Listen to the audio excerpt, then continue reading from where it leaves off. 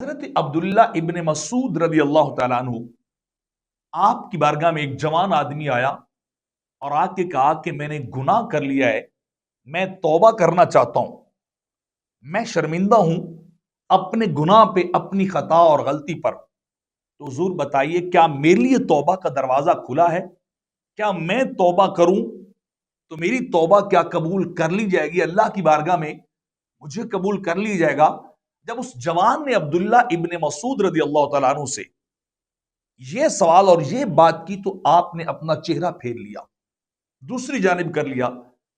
وہ جوان ڈر گیا کہ شاید میں نے کوئی غلط بات کہی ہے، حضرت صاحب میری بات پہ ناراض ہو گئے اور اپنا رخ پھیر لیا ہے۔ تو وہ ڈرتے ڈرتے عبداللہ بن مسعود رضی اللہ تعالی عنہ کے سامنے آیا اور آ کے عرض کی کہ حضور میں نے توبہ کی بات کی ہے۔ تو آپ نے جب سر اٹھایا تو آپ کی آنکھوں سے آنسو بہ رہے تھے، آنسو نکل رہے تھے۔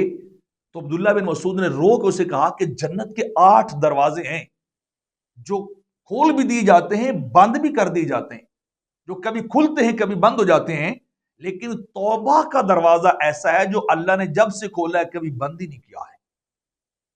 اللہ نے اس دروازے کو بند ہی نہیں کیا ہے۔